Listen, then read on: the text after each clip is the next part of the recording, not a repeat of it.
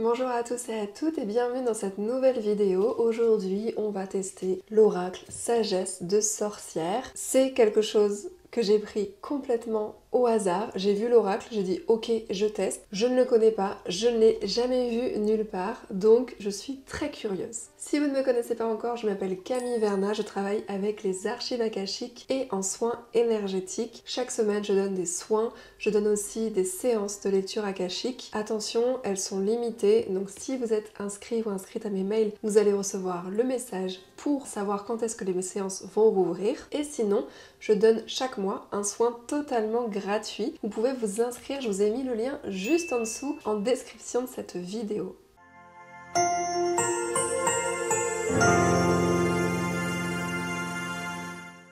Alors aujourd'hui, on regarde cet oracle sagesse de sorcière. Je dis on regarde parce que la boîte est sublime. Il y a des dorures autour. C'est ça qui m'a attirée. Et principalement la pleine lune qui est sur le boîtier. On voit une femme avec une chouette. Il y a des arbres magnifiques, c'est très noueux. Le thème oracle avec les feuilles. L'autrice Natasha Linking, je ne connais pas du tout.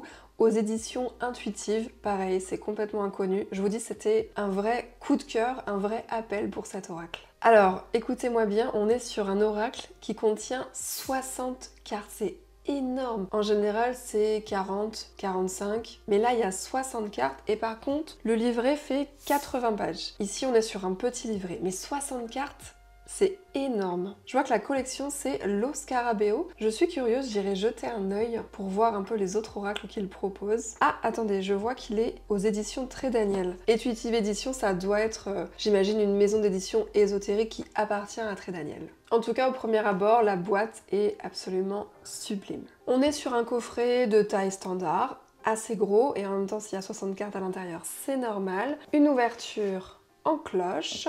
Alors les cartes sont vraiment dans un coffret, elles sont contenues à l'intérieur, ce ne sont pas des grandes cartes et on a le petit livret qui en effet, voilà, fait 80 pages. Il est imprimé en couleur, ça je préfère le dire parce que c'est pas toujours le cas, ça a l'air très beau. Alors regardez-moi l'illustration à l'intérieur du livret, c'est vraiment trop beau. Elle nous dit qu'elle a fait des recherches anthropologiques qui l'ont menée dans une région rurale et montagneuse de Bosnie, s'il vous plaît, et elle a rassemblé toutes les informations possibles sur les tatouages traditionnels des femmes de cette région. Elle a interviewé de nombreuses personnes âgées portant les derniers de ces tatouages, non mais ça a l'air passionnant, dont les racines remontent aux Lyriens, une époque antérieure aux premiers chrétiens. Illyriens, je crois, j'ai peut-être mal lu. Elle a rassemblé les symboles, les histoires et la sagesse de ces femmes. Et ce sont des femmes qui ont survécu aux deux guerres. C'est incroyable. Alors dans cet oracle, il y a donc 60 cartes, 30 voix, des cartes dédiées aux sorcières et 30 murmures, des cartes décrivant des symboles additionnels. J'ai trop hâte. Moi qui adore les symboles, j'ai vraiment trop hâte. Elle nous dit que ces sorcières n'existent que dans ces pages, qu'elles sont issues de légendes et de mythes ou de son imagination, sauf une qui est faite de chair et de sang comme nous, elle est humaine et on ne voit pas le visage sur cette carte. Donc apparemment elle a écrit un livre aussi, je regarderai parce que vraiment ça a l'air passionnant l'univers de cette femme. La méthode de tirage qu'elle nous propose, c'est de séparer les cartes voix des cartes murmures, de tirer 3 cartes. La première, c'est la situation générale, la deuxième, la traversée de la situation, et la troisième qui nous invite à réfléchir aux résultats. Intéressant comme tirage, je trouve. Et pour plus de précision, on prend les cartes murmures, on les mélange et on peut en tirer une ou plusieurs pour clarifier la situation. Je vous lis quand même un petit peu de sa biographie. Donc elle est illustratrice et auteure primée, elle vit en Écosse et son travail, bon ça on l'a compris, il est inspiré par la mythologie, le folklore, la spiritualité païenne. Elle a fait une formation universitaire en anthropologie culturelle et elle est la créatrice d'un livre et elle a peint un tarot. Ces illustrations ont été publiées dans des livres, des magazines, des jeux de rôle, des jeux de cartes, enfin bref, voilà, elle a vraiment été bien publiée et son travail a été exposé. Dès que je finis ce test d'oracle, je vais voir son site. Ça a l'air passionnant. Alors, voyons voir ces cartes. On n'a pas l'air d'avoir de dorure sur les cartes. Le dos des cartes est magnifique. C'est sublime, ces entrelacs. Alors, je vais pas vous montrer toutes les cartes parce que ça va durer très longtemps, mais je vais vous en choisir, je vais vous extraire celles que je préfère et après si vraiment ça vous appelle, si vous sentez que c'est pour vous, je vous inviterai à acheter le jeu pour voir les autres cartes. Alors, la carte de la prêtresse avec la chouette. La chouette, c'est un peu l'animal de la sorcière, entre guillemets, par excellence. Enfin, on retrouve aussi le corbeau. Et voilà, la chouette, elle voit très bien, une très bonne vision. Donc on l'associe souvent aux prophéties, ou en tout cas au fait d'avoir une vision claire, tu vois, quelqu'un qui arrive à avoir des images, c'est pas forcément de la clairvoyance, mais qui va capter un petit peu ce qui va se passer ou ce qui est en train de se passer. La carte de la métamorphe, il y a une femme sublime, avec des longs cheveux, elle a une serpe, alors est-ce que c'est une sorte de druidesse? Et elle est à côté d'un mégalithe qui est sculpté. Je sais qu'en Irlande, il y a encore des mégalithes qui sont sculptés. En France, pas tellement ou très peu, en tout cas pas comme ça. Et du coup, je me demande si dans les contrées que l'autrice a explorées, si on retrouve des mégalithes de cette sorte-là ou si ça sort de son imaginaire. Je suis curieuse. La carte de la gardienne, elle a un beau voile, elle a des bijoux, elle a des cicatrices aussi. On sent la femme d'expérience, elle travaille avec les plantes. Et j'aime bien parce qu'elle a l'air un peu plus âgée. Et c'est vrai que parfois sur les oracles, on a l'impression que toutes les femmes et les hommes sont très beaux, très jeunes. Donc je trouve ça bien d'avoir montré un peu différents âges dans cet oracle. La carte de la mystique, alors une femme qui a des habits sublimes, elle a un serpent autour du cou, elle est en train de lire un livre et derrière on voit cette porte qui fait un peu architecture romane. C'est très intriguant, je trouve qu'on a envie d'aller derrière la porte. Moi j'aime bien en fait la mise en perspective qu'elle a fait sur la carte. La carte de la voyante, j'adore, on dirait un peu Harry Potter, le sigle derrière. On voit un vase avec un serpent qui en sort. Il y a vraiment la sorcière, j'ai envie de dire, avec son chapeau et son chat qui est devant. On voit une inscription en arrière-plan, il faudrait aller étudier ça. En fait, je trouve ça intéressant parce qu'on voit la femme au premier plan, mais il y a toujours des symboles un peu en arrière-plan. Enfin, c'est comme si on pouvait découvrir un peu les couches de la carte. L'enfant du crépuscule, alors là on voit une femme un peu plus jeune, une jeune femme. Elle a des beaux tatouages, on dirait des runes. Elle a un instrument de musique assez particulier puisque c'est un crâne de cerf, non je me trompe, où on a mis des cordes, c'est très particulier. On se demande ce qu'elle fait avec cet instrument, qui est-ce qu'elle vient invoquer. Et puis l'enfant du crépuscule, donc probablement une personne qui travaille avec les énergies plutôt nocturnes. La croisée des chemins, alors là on voit une femme vraiment dans la nuit, avec une lune que l'on devine tout juste, c'est presque la nouvelle lune. Elle a un chien derrière elle, il est noir, on voit juste son œil, les arbres aussi qui sont très noirs. C'est vraiment la nuit où tu ne vois pas grand chose, il n'y a pas une étoile, il y a juste un tout petit filet de lune et elle porte une clé autour du cou avec une lampe, c'est très mystérieux. La carte est sublime, le familier avec une chouette, c'est trop beau. Je trouve qu'elle dessine mais tellement bien. Enfin, la carte est magnifique. J'ai pas d'autres mots. J'adore les couleurs, le dessin, le fait que ce soit blanc aussi autour, qu'il n'y ait pas un fond. On n'est pas submergé de couleurs, de décors. Là, on voit l'animal et on garde notre attention sur cet animal. La carte de la pierre levée, mais excusez-moi, elle est trop belle cette carte. Ce menhir avec d'autres petits menhirs autour et puis il est gravé. On voit le cerf qui est gravé sur cette pierre avec un rond et un point. Alors ça, ce rond et ce point, est-ce que c'est la lune? Est-ce que c'est le soleil? Est-ce que c'est un sein féminin? Ça c'est possible. Il y a d'autres mégalithes où il y a des pointes, des sortes de petites montagnes gravées, mais c'est tout petit comme ça. Et en fait, ce sont des seins. Donc est-ce que ça aussi, ça symbolise le sein de la femme? Moi, je dirais qu'on dirait plutôt la lune, mais c'est pareil, c'est intriguant, c'est mystérieux. La quenouille, alors là c'est trop beau aussi, je trouve qu'on sent vraiment le mouvement avec le vent, les feuilles tout autour. Enfin, c'est quelqu'un, je trouve, comme illustratrice, qui sait donner de la perspective, qui sait donner une émotion, du mouvement à travers les cartes. Et je me dis que ça se trouve, on n'aurait presque pas besoin du livret d'interprétation. Ces cartes sont très parlantes, je trouve. La carte de la faucille avec le blé, avec la corne de cerf ou d'un autre animal, mais ça ressemble à une jeune corne de cerf, et une carte très lumineuse. La carte du bâton, alors là cette fois-ci il y a plus un décor, et on retrouve le bâton du pèlerin, de la pèlerine, avec un joli décor de montagne derrière. Le lièvre, animal un peu fétiche de la sorcière. Je trouve que ici, nous, en France, on parle pas beaucoup de cet animal, mais lorsque l'on va en Angleterre ou en Irlande, ils parlent beaucoup du lièvre qui se promène la nuit, qui a une bonne vision, et eux, ils l'associent aux sorcières, aux pratiques en tout cas de sorcellerie ou aux pratiques païennes. Et voilà, on le retrouve beaucoup, peut-être un petit peu à toutes les sauces, mais je trouve ça bien de l'avoir mis dans cet oracle. Il est très beau, avec le ciel là derrière et son œil qui ressort. Et puis pareil, on a l'impression de sentir le mouvement du vent. La grenade, le fruit de Perséphone. Alors tiens, j'ai lu un article sur la grenade il n'y a pas très longtemps. Il parlait de Perséphone, mais pas que, il parlait vraiment de la grenade et c'est un symbolique un peu dans toutes les cultures, en tout cas tout ce qui est connu. C'était passionnant, donc vraiment, peut-être que je pourrais vous faire une vidéo à ce sujet d'ailleurs. Ah, le chaudron de la sorcière, avec la fumée là qui sort du chaudron et le feu, là, les cendres juste en dessous, qui sont rougeoyantes. Très très beau aussi. La carte des dents, elle est trop belle. Avec l'os de la mâchoire là, et grosses dents, et puis il y a un ruban rouge tout autour. Je sais pas ce que ça signifie, mais c'est très prenant. Et puis les détails en fait dans l'illustration, vraiment les détails au niveau des dents. Et la carte de la lune, une belle carte de pleine lune, avec la lune au milieu, la nuit bien noire en arrière. Très très beau.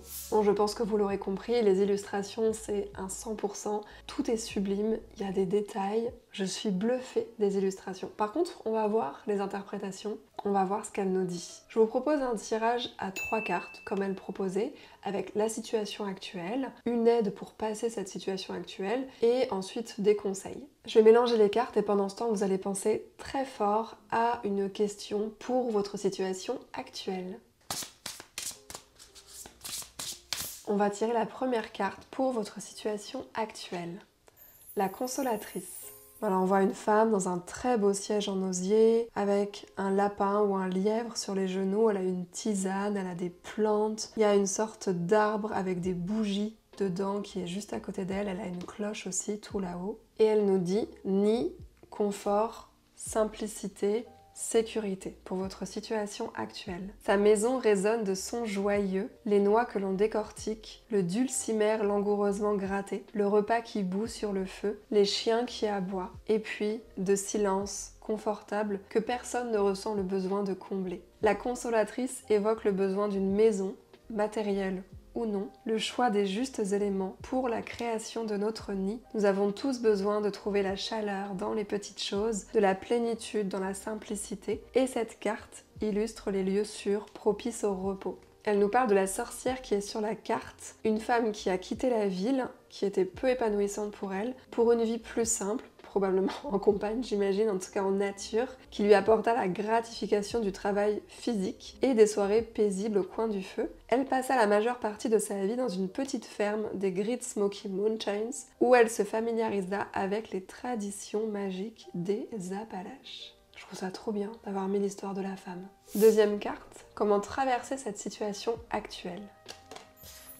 La carte de la voyageuse. Donc là, pour traverser, la voyageuse, c'est parfait. La voyageuse nous dit curiosité, ouverture d'esprit, hospitalité et mouvement. Elle enfile ses bottes usées et part à l'aventure. Une nouvelle journée de voyage l'attend, des lieux à découvrir, des gens à rencontrer et leur histoire si nombreuse. La voyageuse représente notre curiosité, notre désir d'apprendre. Elle nous rappelle que pour apprendre, il est essentiel de nous ouvrir à de nouvelles idées et d'oublier les préjugés. Pour elle, l'arrogance est une entrave et l'humilité un don précieux. Et elle nous parle d'une sorcière, d'une femme qui a passé sa vie à sillonner l'Europe médiévale. Donc ça devait pas être simple j'imagine à l'époque. Parfois accompagnée avec d'autres voyageurs et souvent elle était déguisée en pèlerin. Bah oui forcément elle doit être déguisée en homme j'imagine qu'à cette époque. Quand tu es une femme seule, Sa soif de connaissance la mena aux 4 coins du continent et lui offrit des amis de tous horizons.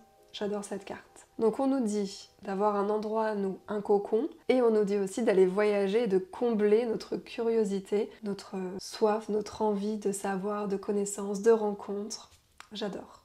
Troisième carte, le conseil pour cette situation, l'oreille. Cette carte nous dit compréhension, attention, concentration et immersion. Elle se concentre sur le silence de la vallée jusqu'à entendre les chuchotements qui s'y fondent. Le craquement du vieil arbre dit son âge, le furetage du sanglier dit sa faim, la lente respiration du buffle dit sa placidité. L'oreille représente notre capacité non pas seulement à entendre, mais à écouter. L'observation attentive et volontaire permet une compréhension profonde et plus aboutie du monde et de ceux qui nous entourent. De même, le courage d'écouter nos voix intérieures éclaire l'origine de nos émotions et de nos actes. Donc, écoutez-vous, écoutez autour de vous, peut-être développer votre clairaudience aussi, ça c'est d'entendre des sons qui sont plus dans le subtil, mais voilà, travaillez autour de votre oreille, de votre attention et j'ai envie de dire aussi du silence pour pouvoir entendre.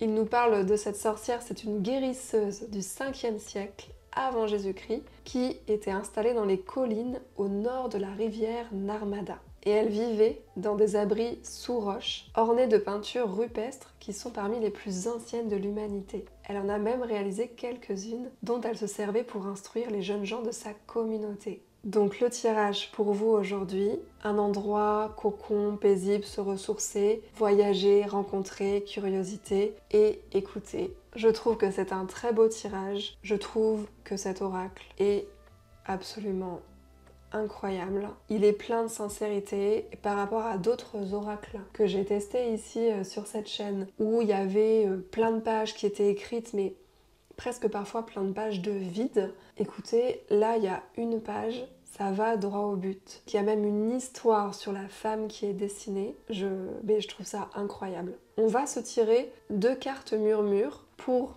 amener des conseils en plus. Allez, il nous faut 2 cartes. Alors j'ai tiré 2 cartes murmure. La première, la tempérance, avec la coupe, le serpent, qui nous fait penser à Saint Jean, mais on va voir ce qu'elle nous dit. La tempérance, médicament, poison, mesure. Donc là on ajoute un conseil au tirage. Les Grecs de l'Antiquité utilisaient le même terme, pharmakon, pour désigner le médicament et le poison. Une perspective intéressante signifiant qu'une substance peut être les deux, à la fois le poison mais aussi le remède, selon le dosage. En trop petite quantité, elle ne sert à rien et en excès, elle peut être mortelle. Juste une mesure et elle devient bénéfique. La carte de la tempérance nous invite à réfléchir à l'équilibre, la modération, à l'importance de la retenue. La deuxième carte, la ronce. Alors cette carte nous donne comme conseil prudence, danger et barrière. À la lisière du jardin, là où les plantes se font sauvages, grossit un buisson de ronces. L'églantier et le mûrier mêlés créent un fourré dense et épineux. Je vois très bien parce que j'ai ça au fond du jardin. Les mains qui s'y aventurent pour cueillir des baies en ressortent écorchées. Cette carte nous invite à la prudence et nous souffle d'envisager les dangers potentiels. Les barrières ont souvent une raison d'être, mieux vaut bien réfléchir avant d'oser les franchir. Donc on nous dit un cocon, voyager, attention à la tempérance, à modérer, à avoir de l'équilibre, et attention aux barrières, est-ce qu'on les franchit ou pas, et avec l'oreille, on écoute, on se met en tout cas à l'écoute en état de réception. Sincèrement, je pense que c'est un tirage, un oracle sur lequel j'aurais envie de dire plein de choses. Les illustrations sont sublimes, je vais pas vous le répéter, elles sont vraiment magnifiques. Je m'attendais pas du tout à ça. Je l'ai acheté par hasard. Sincèrement, ça va être un oracle qui va être dans mes coups de cœur. Je vais aller me renseigner sur l'illustratrice comme je vous ai dit. N'hésitez pas vous aussi à regarder et écouter, mais c'est du vrai bon travail. En plus, elle est illustratrice et elle fait des recherches. Elle a vraiment de l'or dans les mains, cette femme. C'est très beau, je trouve, de pouvoir transmettre son travail comme ça. Enfin, on a trop de chance d'avoir des personnes qui sont aussi douées que ça. Et voilà, je remercie mon intuition, mes guides qui m'ont menée à cet oracle. Mais vraiment, gros coup de cœur et je vous le conseille à 100%. Si vous avez aimé cette vidéo, n'hésitez pas à la liker, à vous abonner, à me mettre un petit message si vous avez envie. Si vous avez d'autres idées d'oracle à me proposer. En attendant, je vous embrasse très fort. Prenez bien soin de vous. C'était Camille Verna.